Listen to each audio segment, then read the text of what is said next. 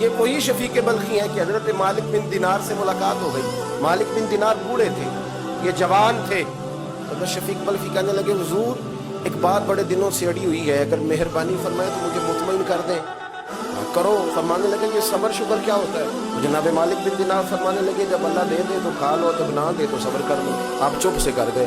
حضرت مالک بن دینار کہنے لگے شفیق اور نوجوان بیٹے لگتا ہے تو مطمئن نہیں ہوا. عرض کی حضور نہیں سمجھ نہیں آئی بات. یہ کوئی گستاخی نہیں ہوتی, مہربانی کرے. ہمارے بڑے اس کو گستاخی سمجھ لیتے ہیں. یہ کوئی گستاخی نہیں. مطمئن ہوا تو اسے مطمئن کرو, یا پھر کہہ دو کہ تم اسپیشلسٹ کے پاس چلا جاؤ. کہہ دیتا نا ڈاکٹر میرے پاس تیرا حل موجود ہے, یا کسی اور طرف چلا جاتا. یہ کیا بات ہے؟ حضرت مالک بن دینار جناب شفیق بلخی سے کہنے لگے چل پتر پھر تو بتا تیری سمجھ میں کیا آتا ہے. عرض کی حضور آپ نے جو کہا ہے نا کہ صبر شکر یہ ہے کہ مل جائے تو کھا لو, تو نہ ملے تو صبر کرو, تو یہ تو میرے شہر کے کتے بھی کر لیتے ہیں. تو وہ بھی کر لیتے ہیں. جنا تنا بھی عشق نہ رچیا کتے ہونا تھی چنگے, وہ مالک دیکھ کر راکھی کر دے صابر بھوکے ننگے. حضرت جی یہ والا تو صبر شکر کتے بھی کر لیتے ہیں, مل جائے تو کھا لیا, نہ ملے تو چپ کر کے بیٹھے رہے. تو پھر طریقت والوں کا صوفیاء کا صبر شکر تو نہ یہ ہوا. تو امام مالک بن دینار کہنے لگے اچھا پتر تو نے بات تو بڑی کر دی, پھر اب بتا تیرے نزدیک صبر شکر کیا ہے. جناب شفیق بلخی کی داڑھی ساری کالی تھی, چہرہ بڑا روشن تھا. کہنے لگے حضور آپ چاہیں تو بات قبول کریں چاہے تو نہ کریں, میرا نظریہ یہ ہے کہ صبر شکر یہ ہے کہ نہ ملے تو صبر کرو, اور مل جائے تو اللہ کی مخلوق میں بانٹ دو. جب ملے تو صرف اپنے پیٹ کا خیال نہ کرو, باقی بھوکوں کا خیال کرو. دیکھو اور کون کہاں تھا, یہی شفیق بلخی جہاد کے لیے بھی گئے. اس زمانے میں ضعیف ہو گئے تھے. حضرت حاتم اسم فرماتے ہیں میں ساتھ تھا. میں ان صوفیاء کے نام آپ کے سامنے لے رہا ہوں جو بڑے بڑے لوگ گزرے.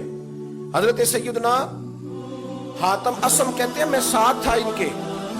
حضرت شفیق بلخی بوڑھے ہو گئے تو میدان میں تلوار کے ساتھ جہاد ہو رہا تھا باقاعدہ, اور فوجیں کافروں کی اور ہماری فوج بالکل قریب آ گئی تھی. تو گمسان کا رن پڑا ہوا تھا, اور جب اس قدر قریب فوجیں آتی تھی تو پھر اس طرح سر گرتے تھے جیسے گاجر مولی گرتی. تلواریں آپس میں ٹکراتی تھی تو چھنکار سنائی دیتی. آپ فرماتے ہیں کسی کی سر میرے پیر سے ہو کے گزرتا, کسی کی کھوپڑی کٹ کے میری گردن پہ لگتی. تھوڑی تھوڑی نا ایسے ماحول میں پریشانی بھی ہو جاتی ہے. جب آپ اتنے قریب ہو, ادھر بھی تلوار گزر گئی ادھر بھی گزر گئی, تو بڑا انسان خوفزدہ ہوتا ہے.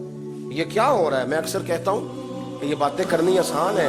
سر کسی کا کٹا ہوا یا کسی کی کٹی ہوئی انگلی پھینک دی جائے تو لوگ خوف سے دوڑ جائیں, اور پورا سر. تو جناب حاتم اسم رحمۃ اللہ علیہ کہتے ہیں میں تھوڑا پریشان ہوا جہاد میں. تو شفیق بلخی صوفی تھے, پیری مریدی والی تھے, خانقاہ والے تھے. میری طرف دیکھ کے کہنے لگے پتر میں تمہیں بتاؤں آج مجھے کتنی خوشی ہے. ایک ہی جملہ میری اصلاح کے لیے کہا. میں نے حضرت شفیق بلخی سے کہا حضور بتائیں کتنی خوشی ہے. فرمانے لگے جس دن میں دولہا بنا تھا نا, میری شادی ہوئی تھی, اس دن میں اتنا راضی نہیں تھا جتنا میں آج راضی ہوں. اس لیے کہ میں شہادت کو سامنے دیکھ رہا ہوں. کسی وقت بھی اللہ قبول کر لے گا اور میرا بھی سر کٹے گا.